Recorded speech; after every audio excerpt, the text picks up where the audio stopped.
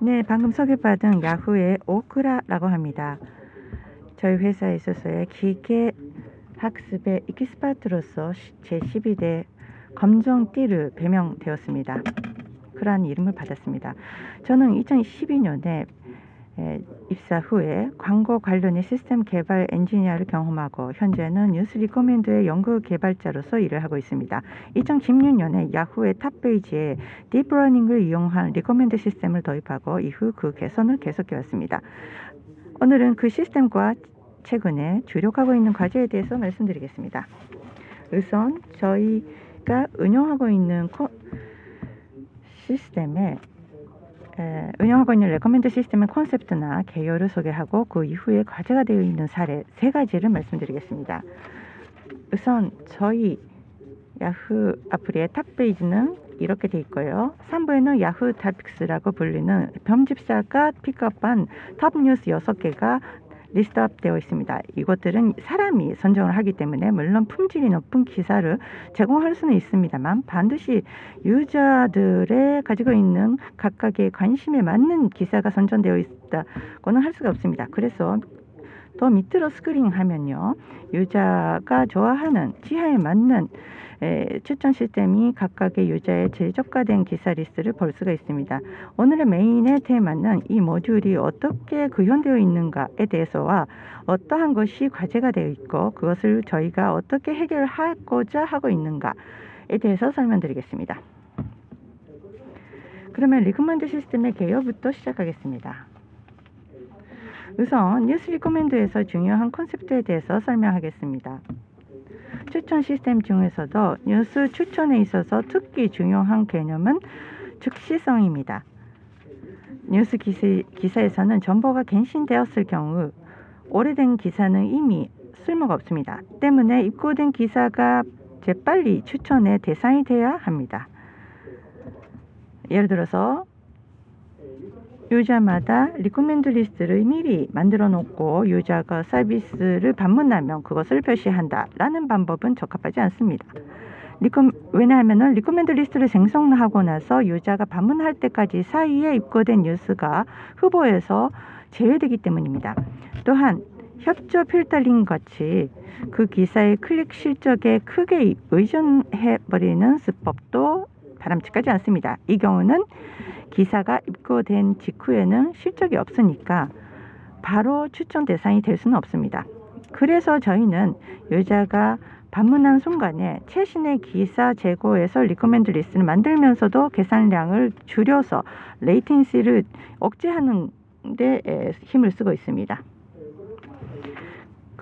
그러한 점을 감안하고 저희의 추천 시스템은 전체상이 이렇게 되어 있습니다. 이 시스템은 좌측의 유저가 방문하기 전에 사전에 계산하는 부분과 유저가 방문한 순간에 그 자리에서 계산하는 부분에 크게 2가지로 나뉘어져 있습니다. 특히 이 중에서 복잡한 기계학습 모델이 연결되어 있는 부분은 좌측에 사전 계산을 하는 부분에 배치되어 있는 부분에 주목해 주십시오. 그러면 좀 더 자세하게 보시겠습니다. 왼쪽 아랫부분에서는 각 유저의 핸들 로그에서 유저의 특징량을 추출하여 벡터화하고 유저 아이디를 키로 한 KBS에 저장을 합니다. 이 처리는 유저가 이번에 일으킨 행동이 유저가 다음에 방문할 때까지 반영되어 있으면 되기 때문에 리얼타임에 처리할 필요는 없고요. 하루에 몇 번 맞지 처리를 분산 계산 환경상에서 합니다. 왼쪽 위에서는 입고된 기사를 분석하고 특징량 벡터에 변환해서 벡터 검색 엔진에 인덱싱 합니다. 이것은 기사 입고가 있을 때마다 순차적으로 실행하는데 유저의 활용하고는 독립적으로 사전에 계산해둘 필요가 있습니다. 해둘 수가 있습니다. 따라서 추가해서 기사 입고 직후에 열람수를 추정하고 특징량의 하나로서 검색 엔진에 넣습니다. 기사의 열람 실적은 강한 특징량이기는 합니다만 입고 직후에는 기사가 실적이 없기 때문에 이것을 추정으로 보완합니다. 유저 정보와 기사 정보의 사전 준비가 끝났습니다. 그러면 이 상태로 유저 방문을 기다립니다.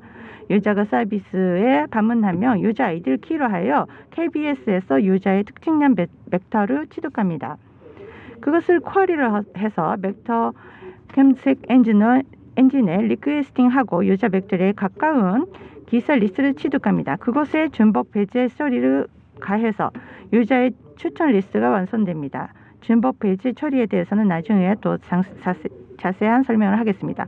유저에서의 리스트를 받고 나서 실제로 계산하는 것은 거의 유사 벡터 검색만 하기 때문에 고속으로 결과를 리턴할 수가 있습니다. 이번에 섹션에서의 유저의 행동은 로그로서 피드백되어서 다음에 유저가 서비스를 이용할 때까지 유저의 이력에 반영시켜서 특징량에 반영됩니다. 또한 입고 직후에는 최종으로 보완하고 있었던 실적에 대해서도 유저가 로그가 축적되면 그러한 실적지로 바꿔서 수정할 수가 있습니다.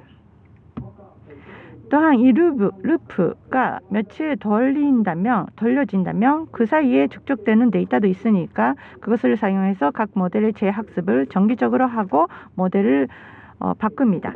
이상이 저희 추천 시스템의 기본적인 흐름입니다. 다음으로 시스템으로 이용하고 있는 기계 학습 모델이 어떻게 학습을 하고 있는가에 대해서 설명하겠습니다. 전체 그림에서는 세 가지 모델이 그려져 있었는데 이번에는 특징량 벡터를 추출하는 두 가지 모델에 압축해서 설명하겠습니다. 기사를 벡터화하는 모델과 유저를 벡터화하는 모델의 두 가지인데요. 이것은 최종적으로는 유저 벡터를 쿼리로서 기사 벡터를 검색할 수 있도록 할 필요가 있기 때문에 이것들을 동시에 학습시킬 필요가 있습니다. 모델의 학습은 두 단계로 나뉘어져 있는데요. 기사 데이터만을 사용한 사전 학습과 기사 데이터와 유저 히스토리를 사용한 본 학습의 두 단계로 나뉘어져 있습니다. 처음에는 대량의 기사 데이터를 사용해서 자연문으로 쓰인 기사를 해석하기 위한 언어 모델을 학습합니다. 다음으로 사전 학습 모델로 얻어진 기사의 특징량을 유저의 히스토리를 집약하는 모델에 입력해서 기사 벡터의 파인 튜닝과 유저 벡터의 학습을 합니다. 좀 더 자세하게 말씀드리자면 언어 모델을 학습하는 라고 말했던 사전 학습 페이지에서는 폰 이벤트에서도 몇 번 나왔는데요. BART 모델이라는 것으로 학습을 하고 있습니다. BART 모델에서는 범용적인 코퍼스로 그러니까 말문치로 사전 학습된 일본어 모델도 몇 가지 배포되어 있는데요. 저희는 야후에 입고된 뉴스가 아주 엄청나게 많이 있기 때문에 그것을 사용해서 1에서 학습을 시킵니다. 뉴스 기사의 헤드라인과 본문을 입력해서 마스크드 랭귀지 모델과 넥스트 센텐스 프리딕션을 분리시킵니다. 어느 정도 언어 모델이 획득되면 다음으로 유저의 행동 이력, 유저 히스토리를 사용한 본 학습으로 이행합니다. 여기서는 유저의 과거의 열람 기사의 이력을 전술에 앞서 말씀드린 BART 모델을 사용해서 벡터열에 변환시킵니다. 그것을 리커런트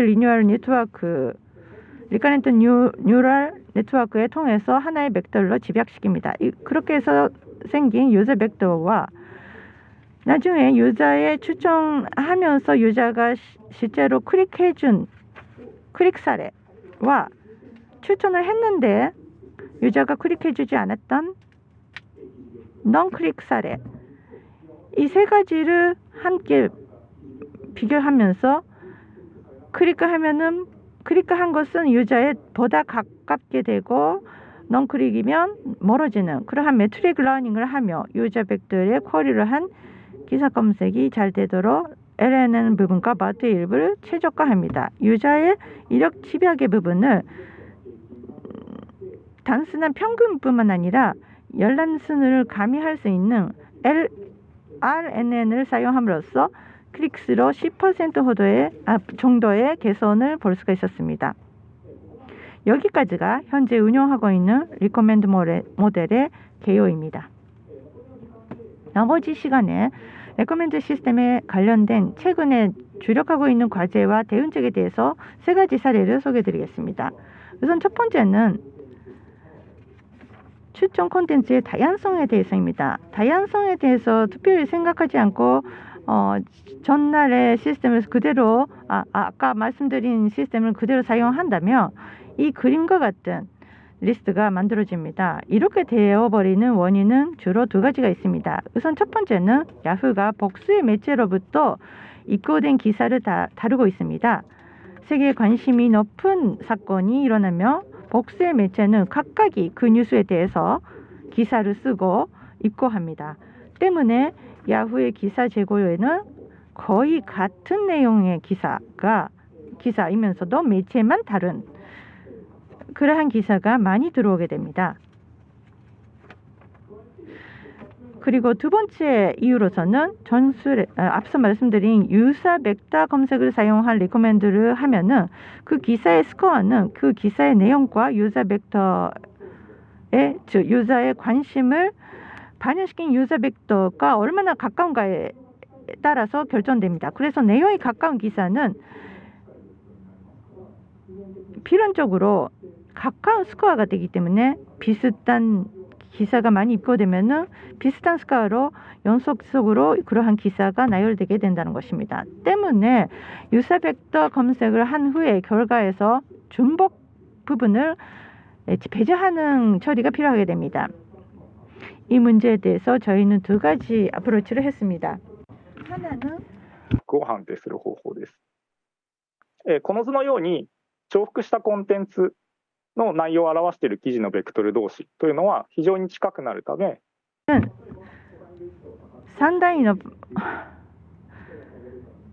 상당히 가까워지기 때문에 그 유사다가 일종의 인계값을 넘었을 경우 한쪽의 기사를 계산하는 것이 아니라 하나를 스킵시킵니다. 또 하나는 클러스터링 방법입니다. 사전에 기사 벡터를 몇 가지 클러스터로 분할하는 모델을 학습합니다. 그리고 나서 표시된 콘텐츠가 특정 클러스터 기사에 평준되었을 경우, 이 경우에는 의에서 클러스터 1번이 연속해서 나타납니다. 그 이상으로 더 같은 클러스터 기사가 표시되지 않도록 스킵하는 것입니다. 이 방법은 이 두 개의 기사 간의 유사도를 사용하는 방법과 비교하면 좀 더 입도가 큰 리코멘드로 같은 장르가 모으는 것을 반지할 수 있습니다. 이 방법을 양쪽 다 함께 씀으로써 어느 정도 효과가 얻어졌습니다. 치명적으로 중복된 기사의 게재는 억제되고 덕분에 전체 클릭수가 늘어났습니다. 한편으로 이러한 수법으로는 한계가 있다는 것을 알았습니다. 중복 콘텐츠가 몇 건밖에 안 되면 문제가 없는데요. 세간의 관심도가 높은 뉴스일 경우에는 같은 내용으로 수백 건 단위로 비슷한 콘텐츠가 입고됩니다. 그러면 아무리 잘 건너뛰었다고 해도 예를 들어서 한계치를 밑돌았던 기사가 몇 가지 남아버리기 때문에 몇백 건 중에 2건, 3건은 한계치보다 조금 낮기 때문에 그것이 남아버립니다. 그러면은 사용자가 봤을 때 그 사이에 많이 건너뛰고 있다는 것을 모르기 때문에 결국은 의에서 봤을 때 비슷한 기사가 계속 나오는 것입니다. 그래서 저희는 다음 수단으로서 디스트리뷰션 아웨이 랭킹을 생각하고 있습니다. 지금까지 방법으로는 기사의 X 스코어는 그 기사보다 산증부에 어떤 기사가 게재되어 있는지 가미되지 않고 그 기사의 내용망 그리고 사연자의 관심으로만 결정되었습니다. 저희들은 여기에 토픽 분포로 인한 페널티를 가미하는 것을 검토하고 있습니다. 사연자마다 이산적인 화제의 분포 P를 미리 설정합니다. 제2항은 지금까지 이미 게재된 콘텐츠에 새로 하나 첨부하면은 그 표현된 콘텐츠가 이상의 문법 P에서 어느 정도 떨어지게 되는지 멀어지는지 그것이 표현되고 있고 거기에 페널티가 부과됩니다. 동작의 이미지는 이렇게 됩니다. 이미 3부에 많이 게재되어 있는 토픽 기사가 있을 경우 이 기사 경우에는 제2항의 페널티가 부과되기 때문에 상대적으로 순위가 내려갑니다. 한편으로 제1항의 흥미도가 중간 정도일 경우에 3부에 중복된 콘텐츠에 밀려나가서 표시되지 않았을 때 이 콘텐츠는 전혀 토픽이 다르기 때문에 제2항의 페널티가 상대적으로 작아지고 상층부로 올라갑니다. 그래서 중복된 콘텐츠 중간에 삽입됩니다. 이렇게 함으로써 스코어가 어느 정도 중복된 콘텐츠가 뭉치고 있는지 봤을 때 밑에서 올라오는 콘텐츠에 따라서 다양성이 달라집니다. 그러나 이 수법은 실제로 사용하게 되면 계산량이라는 장벽이 있습니다. 스틱베이스 수법 경우에는 기사 스코어는 한 번만 계산하면 됩니다. 나머지는 스코어가 높은 쪽으로부터 건너뛸지 아닐지만 판정하면 됩니다. 한편으로 다양성을 고려해서 리랭킹을 할 경우에는 개조의 기사가 하나 정해질 때마다 페널티 항이 변화하기 때문에 스코어를 다시 계산하고 다시 나열 순서를 바꿔야 합니다. 현재는 이 계산량을 효과적으로 사용함으로써 보다 더 트레이드오프를 모색하고 있습니다. 다음으로 두 번째 사례입니다. 유저로부터 네거티브 피드백이 왔을 때의 사례를 소개해 드리겠습니다.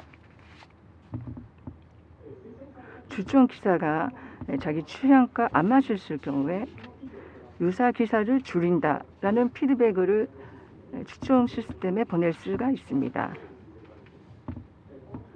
이 기능은 야후 재팬 앱에서는 아직 구형화되어 있습니다. 야후 뉴스에서만 사용되고 있는 기능입니다. 이것을 구현하는 데 있어서 리코멘드 모델이 요구받는 것은 크게 두 가지입니다. 하나는 유저가 줄이라고 하였기 때문에 시키는 대로 차기 이후 세션에서는 유사 기사 추천 횟수를 줄일 수 있습니다. 두 번째는 유저가 이 기사를 줄여달라는 사인을 잘 이용하고 줄이는 것뿐만 아니라 그러면 대신에 어떤 콘텐츠를 추천할 수 있는가 그것까지 포함해서 추천 전체의 질적인 향상을 도모합니다.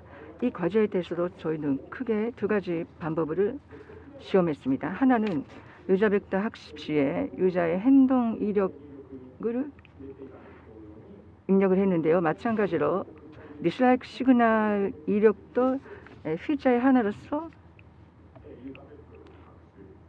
유저 벡터를 학습합니다. 만약에 디슬라이크 시그널이 보내진 기사가 유저가 클릭 안 했다면은 이 추천 모델은 그것을 학습하고 디슬라이크 된 기사의 스코어를 내려야 한다고 배울 수 있는 것입니다. 다음으로 두 번째 수법이나 입력할 때 디슬라이크 시그널을 이용하고 그와 함께 매트릭 러닝의 네거티브 example로서 사용하는 것입니다. 그러니까 유저 벡터하고 디슬라이크 기사의 거리를 멀어지게 하는 것입니다. 이것은 학습을 할 때 명시적으로 거리를 멀어지게 하도록 학습하면 되니까요. 필연적으로 디슬라이크 된 기사는 스코어가 내려가게 되어 있습니다. 두 가지 수법을 사용해보고 정리를 해봤습니다. 먼저 단순히 입력을 하고 디슬라이크 시그널을 사용하는 방법으로는 아무리 시그널을 보낸다 해도 거의 추천 기사는 줄이지 않았습니다. 왜냐하면 사전의 예상과 달리 유저가 어떤 장르를 디슬라이크 할지 안 할지 문제이고요. 그 기사를 유저가 잘 클릭을 할 것인지 그것은 별로 상관관계가 없었기 때문입니다. 디슬라이크 하면서도 그 유사 기사를 잘 클릭하는 유저가 어느 정도 있었습니다. 그렇기 때문에 학습된 모델은 디슬라이크 시그널을 받아도 스코어를 줄이지 않아도 되겠구나 해서 계속해서 보내줬던 것입니다. 그리고 두 번째, 네거티브 example로서 추가하는 방법은 다음번 이후의 세션에서 유사 기사를 줄이는 효과는 있었습니다. 리슬라이크 시간을 고려하지 않았을 경우 차기 추정에서 비슷한 장르를 추천하는 환율은 30% 정도였는데요. 이 시스템을 도입함으로써 10%까지 내릴 수 있었습니다. 한편으로 아까 말씀드렸습니다만 유저는 리슬라이크한 기사도 어느 정도 클릭을 했기 때문에 그것을 피표시로 했기 때문에 기회를 산실해서 클릭수가 줄었습니다. 여기까지의 어프로치는 두 개 다 잘 안 됐습니다. 그 원인과 앞으로의 대책에 대해서 두 가지 검토하고 있습니다. 원인의 하나는 유사 기사를 줄인다는 문헌의 유사라는 정의가 상당히 애매했던 것입니다. 예를 들어서 이 기사에 대해서 이거는 영화 관련 기사인데요. 이 기사에 대해서 줄여라 하는 단추를 누린 유저는 영화에 흥미가 없을 수 있습니다. 그러나 또 하나의 가능성으로서 영화는 좋아하는데 이 여배우가 마음에 안 든다는 가능성도 있습니다. 만약에 후자 쪽이라면 이 유저에 대해서 영화 기사를 줄인다고 해도 영화 기사를 줄여버리는 것은 실패가 되는 것입니다. 그래서 단순히 줄이는 것이 아니라 영화에 관한 기사를 줄인다, 이 여배우의 기사를 줄인다, 아니면은 이 매체의 기사를 줄인다, 여러 가지 구체적인 선택지를 유저에게 주고 유저의 의도를 올바르게 해석할 필요가 있다고 생각합니다. 그리고 또 하나 잘 안 됐던 원인 중에 하나가 형제의 랭킹 어프로치라면은 G라고 했던 장르는 그대로 유저의 디슬라이크 시그널을 무시할 것인지 아니면 그대로 몬탄 남길 것인지 극단적으로 양자택일을 해야 합니다. 예를 들어서 당신은 야구를 좋아하는데 야구 기사를 많이 읽을 경우에는 이러한 야구 기사가 많이 나열됩니다. 이럴 때 당신은 야구는 좋아하는데 그러나 야구만 보는 것이 아니라 다른 기사도 좀 추천해달라고 해서 리듀스 버튼을 줄 수 있습니다. 그렇게 되면 다음에 이용할 때는 야구 관련 기사가 깨끗이 지워져 버립니다. 사연자는 이와 같이 야구 기사를 조금 남기면서도 다른 화제거리도 좀 있었으면 좋겠다 해서 리듀스 줄인다를 눌렀을 가능성도 있습니다. 그러나 방금 설명드린 시스템을 이용해서 흥미 순위대로 랭킹을 할 경우에는 그 장르 전체의 스코어를 내려서 시전을 안 하게 할 수도 있습니다만 그 장르 관련된 기사를 적당히 없애고 환율을 내리는 것은 이론상 할 수 없습니다. 즉 리슬라이크 시그널을 올바르게 시행하기 위해서 단순히 스코어 순서를 바꾸는 것이 아니라 상부에 표시되어 있는 것을 고려하면서 약간 건너뛰면서 확률적으로 건너뛰는 문법 기반의 구조가 필요하고요. 리슬라이크 시그널에서도 필요해질 것이라고 생각합니다. 여기까지는 유저 체험과 관련된 사례를 소개해 드렸는데요. 마지막으로 학습 시스템으로 함정에 빠지기 쉬운 사례를 하나 소개해 드리겠습니다. 이것은 랜덤하게 임의적으로 초기치를 따라서 학습을 하게 되면은 척지의 선택 방법에 따라서 점유율가 떨어지는 함정입니다. 이것은 어떤 A/B 테스트를 했을 때의 얘기입니다. 이 테스트에서는 추천 모델에 새로운 피처를 추가한 모델을 실험적으로 도입했습니다. 이 추가된 피처는 그러나 극소수의 사용자에게만 영향을 줄 수 있다는 것을 알았습니다. 첫 번째 테스트에서는 새로운 피처를 추가하는 테스트 바켓이 조금만 클릭수가 증가한다는 예상대로의 결과를 도출했습니다. 다만 이때는 운영상 바로 이 기능을 100% 리리스 하지는 못하고요. 나중에 리리스 리스트에 가미할 정도로 이용했습니다. 그런 동안에 100% 리리스 하기도 전에 몇 개를 지나가 버렸습니다. 그래서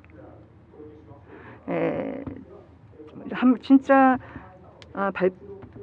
출시를 하기 위해서 다시 한번 시험을 하게 되었습니다. 그래서 A/B 테스트를 했는데요. 두 번째 그렇게 되면은 새로운 추가 필자를 넣지 않는 정전 모델가 더 클릭수가 많다는 결과가 나왔습니다. 그러면 왜 결과가 역전해 버렸을까요? 나중에 또 그 후에 자세히 분석을 했습니다. 파란 틀 부분은 컨트롤 바켓의 활단된 부분, 이쪽은 테스트 바켓 사용자의 부분입니다. 각 오른쪽 하단에 있는 것은 테스트 바켓에 추가한 필자의 영향을 받는 사용자입니다. 그리고 색깔이 짙어질수록 그 사용자는 조밀도가 높은 리코멘드가 제공되어 있습니다. 컨트롤 바켓은 이쪽도 추가 필자는 이용하고 있지 않기 때문에 색깔이 같습니다. 그러나 테스트 바켓 경우에는 이쪽 사용자는 새로 특정한 필자를 이용할 수 있기 때문에 주변보다 약간 짙은 색으로 높은 조밀도로 추천할 수 있습니다. 첫 번째 시험은 이 그림처럼 되어 있고, 이 부분 좀 계란된 만큼 큰 자로 테스트 바켓이 퍼포먼스가 약간 향상되었습니다. 그러나 두 번째 시험을 분석을 해보니까요, 이렇게 되었습니다. 테스트 바켓에서 추가된 필자 영향을 받는 사용자는 주변 사용자보다 조금 더 성능이 좋아졌습니다. 그거는 첫 번째 시험과 같은 결과인데요. 원래 차이가 없어야 하는데 추가 필자와 무관한 유저 경우에는 컨트롤하고 테스트 바켓에서 성능의 차이가 있었기 때문에 이 그림으로는 왼쪽에 컨트롤 바켓이 토탈적으로 성능이 좋아졌습니다. 결론적으로 그렇게 됐습니다. 그러면 원래 차이가 없어야 하는데 차이가 생겼는지 보시면은 아마 모델의 재학습이 원인이었던 것을 알았습니다. 첫 번째 테스트 때는 각각 모델이 컨트롤 바켓을 테스트 바켓용으로 모델을 학습했을 때 이 추가 필자를 이용한 것 외에는 모두 다 거의 비슷한 조밀도의 모델이 구성되었습니다. 그러나 두 번째 시험 때까지 좀 기간이 있었기 때문에 두 번째 시험 직전에 최신 학습 데이터를 가지고 양측 모델을 재학습했습니다. 이 재학습을 할 때 우연히 테스트 바켓 쪽에 낭수 초기화를 할 때 운 안 좋게도 그러한 낭수 시드를 뽑아버렸습니다. 그래서 추가 필자가 없는 유저에 대해서도 컨트롤 모델 정도의 조밀도가 나오지 않고 전체적으로 결과가 안 좋았습니다. 여기서 얻어진 교훈입니다. 당연한 말씀일지도 모르겠습니다만 뉴럴넷을 이용한 모델은 초기화에서 사용하는 난스가 일정하지 않습니다. 그것이 모델 전체의 조밀도에 영향을 줄 경우가 있습니다. 특히 영향 범위가 작은 일부 유저만 가지고 있는 특징량, 아까 필자를 사용하는 기능을 검증할 때는 원래 검증하고 싶은 기능 차분보다도 전체 난스의 영향을 받는 경우가 지배적이기 때문에 기능 추가로 인한 차분이 안 보이게 됩니다. 물론 모델 개발자라면은 모델 개발 중에 파라미터 튜닝을 할 경우에는 여러 번 실행하고 평균치를 도출하고 선택할 수 있는 검증을 합니다만 한번 하이 파라미터를 사용해서 운영 단계에 들어갔을 때에는 데이터만 갱신하게 되면 이 과정이 뒷전이 되겠습니다.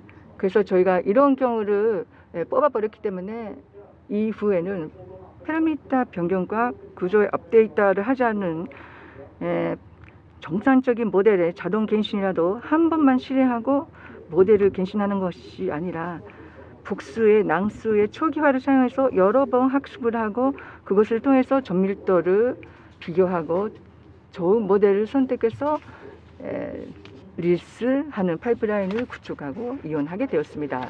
이상으로 저희가 세 가지 사례를 소개해드렸습니다. 발표는 이상입니다. 이번 발표에서는 야후에서의 뉴스 리코멘드 시스템 개요를 소개하고 그것과 관련된 현실적인 과제와 대책을 3개 소개했습니다. 감사합니다. 이상입니다. 경청해 주셔서 감사합니다. 네, 오크라 슌페님 감사합니다. 지금부터는 질문자를 초대하여 궁금한 부분을 중심으로 세션 내용에 대해서 심도 있게 살펴보겠습니다. 시청자 여러분의 질문도 가능한 한 받겠습니다. 질문 있으신 분은 화면 오른쪽 밑에 퀘스천 마크 버튼에서 투고가 가능합니다. 질문 있으시면 거기서 보내주시면 되겠습니다. 질문자는 라인자의 이시카와 준키님입니다. 이시카와님, 자기소개를 간단하게 부탁드리겠습니다. 네, 오크라님 감사합니다. 저는 라인에서 ML 데벨롭 팀에서 일을 하는 이시카와 준키라고 합니다. 평소에는 라인 스티커의 리코멘데이션이라든가 많은 ML 엔지니어가 하는 라이브러리라든가 플랫폼을 중심으로 일을 하고 있습니다. 그래서 이 발표는 시스템 면에서 MMN까지 폭넓게 얘기를 들을 수 있어서 아주 관심 있게 들었습니다. 우선 질문인데요. 질문해도 될까요? 네, 잘 부탁합니다. 우선 처음에 발표를 해주신 시스템에 관련된 부분인데요. 유저 벡터와 상대방의 벡터를 사용해서 벡터 리서치를 하는 리커멘드 시스템은 러닝을 사용해서 있어서 아주 흥미로운데요. 모델의 구성이라든가 MLM의 그러한 공간이 호환성이 없어질 수도 있는데 그러한 부분은 어떻게 하고 있는가요? 네, 질문 감사합니다. 지금은 질문으로 지적해 주신 대로 여기서 모델의 재학습을 할 때마다 1에서 학습을 시작하면 완성되는 벡터의 공간은 전혀 호환성이 없는 것이 되어버립니다. 같은 파라미터나 어느 자원수를 사용해서 학습을 하더라도 시계의 순서가 바뀐다라든가 아니면 전혀 다른 벡터가 되어버리는 것은 상상할 수가 있습니다. 그런데 다른 벡터 공간의 모델을 하나의 벡터 서치 엔진에 혼합시켜서 검색을 하면 정말 뭐가 뭔지 모르게 됩니다. 그래서 시스템 운영상은 그것을 방지하는 것이 필요합니다. 그렇기 때문에 우리는 이 벡터 서치 엔진이라는 것을 항상 2개 계통으로 준비하고 있고요. 그러니까 실제 상황에서 잠조하고 있는 것과 준비용의 것, 현재 사용하고 있는 벡터 모델로 특징을 추출한 결과는 실제 잠조 계통으로 피드하고요. 그 이외에 다음으로 투입하려고 하는 재학습, 그 밑에 다음 버전의 모델이라는 것은 대기형 벡터 검색 엔진으로 기사가 입고될 때마다 거기에 입력을 시킵니다. 그리고 뉴스 기사라는 것은 신선도가 아주 중요하다라는 말씀 드렸는데요. 대간 하루 아니면 이틀 28시간이 지나면은 엑스파이어로서 표시되지 않게 하고 있는데요. 그러면 그 시간의 경과도 새로운 모델로 피딩하고 있는 부분에서는 오래전에 피딩된 모델은 시간 초과로 없어지고 새로운 것으로 다 채워지게 됩니다. 그러면 이쪽에 유저가 참조하고 있는 계통으로 그리고 두 번째에 대기하고 있는 것으로 전환시켜서 2개의 벡터 공간이 혼합되지 않고 유저가 보면은 한순간에 새로운 것으로 바뀌는 그런 것을 보게 된다는 것입니다. 개발을 잘 하시는 분들은 두 계통을 준비하고 그룹 링크 페이먼트를 사용하고 있다라는 설명을 하면 바로 알 수가 있다고 생각합니다. 네, 잘 알겠습니다. 감사합니다. 네, 감사합니다. 이러한 시스템은 상당히 크기 때문에 상당히 복잡해질 것 같았었어요. 네, 과연 그렇구나. 감사합니다. 사실은 내부 얘기라서 좀 그런데요. 거기에 대해서 한번 사고가 난 적이 있습니다. 안쪽에 벡터 공간이 완전히 전환되기 전에 이쪽으로 전환해버려서요. 리코멘드가 망가져서 일부 유저가 평소에 다른 리코멘더가 표시되어 버리는 그런 액시덴트가 과거에 있었습니다. 아, 그러셨군요. 감사합니다. 네, 그러면 또 하나 모델 측이라고 할까요? 디스렉 시그널의 취급이라든지 배점 부분, 리코멘드의 다양성을 올고 싶은 방향성에 대해서 여러 가지 하고 계시는데, 그 다양성의 평가라는 것은 저희 부서에서도 취급을 하고 있습니다만, 근데 어떤 축으로 대응할 수 있는지 여러 가지 축이 있다고 생각합니다. 야후 재팬에서는 어떤 식으로 다양성 평가를 하고 계십니까? 네, 감사합니다. 다양성 평가의 방법인데요. 우리는 세 가지 서로 다른 지표를 정리하고 그것을 시험 때마다 그리고 매일 감시를 하고 있습니다. 그 중에 하나가 여러분께서 흔히 생각하시는 것인데요. 기사에 어떤 장르를 배당합니다. 예를 들어서 뭐 축구, 정치, 경제 같은 거, 각 장르가 어느 정도 분포되어 있는지, 한 장르에 편준되어 있지 않는지 그러한 지표를 하나 보고 있습니다.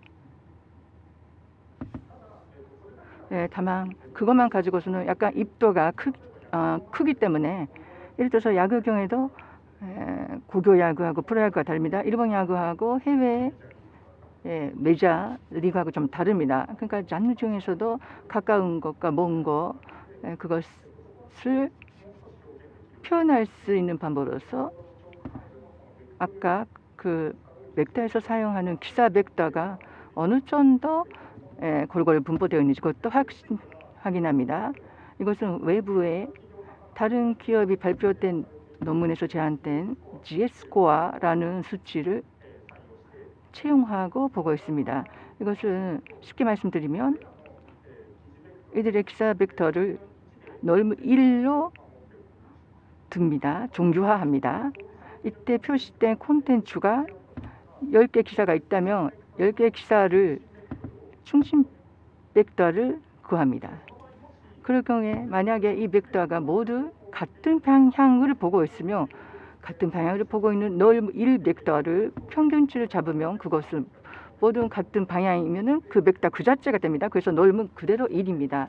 한편 이 중에 반대 방향을 보고 있는 벡터 아니면 직경하고 있는 벡터, 방향이 다른 벡터가 있으면 그것을 다 더해서 벡터 수로 나누어서 중심 벡터를 찾으면 norm가 1보다 짧아집니다. 따라서 중심 벡터의 norm을 사용함으로써 norm이 1이면 동일 콘텐츠, norm가 0과 가까워지면 다양하다고 할 수 있기 때문에 그것을 하나의 지표로 삼고 있습니다. 네, 마지막으로 세 번째는 자연 언어 처리 부분이 포함되는데요. 기사 중에서 고유명사를 추출해서 그것이 어느 정도 중복되는지라는 부분도 봅니다. 예를 들어서 야구의 화제라면 오타니 쇼헤이 선수의 화제가 중복돼서 들어오는 케이스가 많은데요. 그 경우 기사 중에서 인명이라는 고유명사로서 이 기사는 오타니 쇼헤이 선수에 대해서 나온 내용이구나 라는 것을 추출을 할 수 있습니다. 그래서 레코멘드 기사 중에 야구 기사가 아니라 오타니 쇼헤이라는 고유명사가 들어가 있는 기사가 몇 %더 포함되어 있는가라는 부분을 보고, 평소에는 2개, 3개의 기사라면 동일의 사람 아니면 작품에 대해서 그런 같은 내용이라도 괜찮은데 전체 10개, 20개가 들어간다면 그거는 좀 안 되니까 그러한 부분은 감시하고 있습니다. 네, 감사합니다. 네, 납득했습니다. NLP적인 다양성과 협조 필터링으로 하는 다양성과, 그리고 사람이 만든 카테고리, 그것도 다양성이 있는가라는 그러한 축으로 보고 있다라는 것이죠.